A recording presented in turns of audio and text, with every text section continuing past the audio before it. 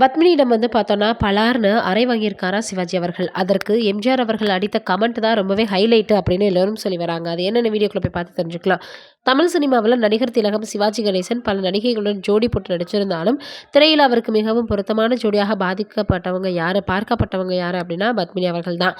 நாட்டிய பேரொளி என்கிற பெயர் எடுத்தவங்க. அளவுக்கு அவங்க பார்த்தோன்னா, பரதநாட்டியத்தை சிறப்பாக ஆடிய நடிகைகள்ல ரொம்பவே குறைவு. இருவரும் இணைந்து நடித்த தில்லானா மோகனம்மாள் தமிழ் சினிமாவின் எவர்கிரீன் திரைப்படம்.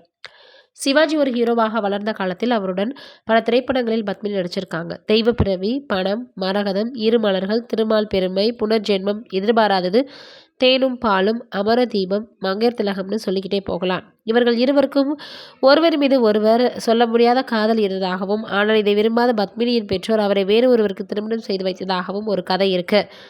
பத்மினி மிக சிறந்த நடிகை, பிரகாசமான முக அழகை கொண்டவங்க. அழுதால் படங்களை பார்க்கும் ரசிகர்களுக்கும் கண்ணீர் வரும். அந்த அளவுக்கு தத்ரூபமாக நடிப்பாங்க. அப்படி அவங்க நடிப்பதை சிவாஜிக்கு ஒரு முறை பிரச்சனையாக அமைஞ்சது. எதிர்பாராதது என்கிற படத்தில் நடித்தபோது ஒரு காட்சியில் சிவாஜியின் கன்னத்தில் பத்மினி கோபமாக அறையணும். ஆனால் என்னால் அப்படி நடிக்க முடியாது அப்படின்னு பத்மினி மறுக்க, சிவாஜி அவரை கஷ்டப்பட்டு சம்மதிக்க வச்சிருக்காரு.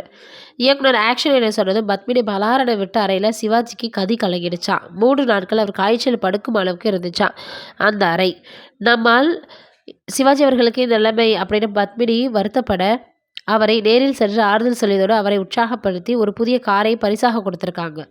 இந்த செய்தி திரையுலகில் பரவுச்சு. இந்த படத்திற்கு பின் எம்ஜிஆருடன் ஒரு படத்தில் நடிக்க பத்மினி ஒப்பந்தமாயிருக்காங்க. அப்போது அந்த இயக்குனரிடம் இந்த படத்திலும் பத்மினி என்னை அறைவது போல் ஒரு காட்சி வையுங்கள், எனக்கு கார் கிடைக்கும் அப்படின்னு ரொம்பவே நகைச்சுவையாக சொன்னாராம் எம்ஜிஆர் அவர்கள். இப்போ அந்த விஷயம் ரொம்பவே பார்த்தீங்கன்னா சமூக வலைதளங்களில் வைரலாக பரவி வந்துட்டுருக்கு. அடிக்க மாட்டேன்னு சொல்லவங்க ரொம்ப இப்படி எஃபெக்டாக அடிப்பாங்கன்னு எதிர்பார்க்கலைன்னு மனசுக்குள்ளே நினச்சிருப்பாரு. நீண்ட நாட்களுக்கு பிறகு இது வைரலாகி வருது. நீங்கள் நினைக்கிறீங்கன்னு மறக்காமல் கமெண்ட்டில் சொல்லுங்கள்.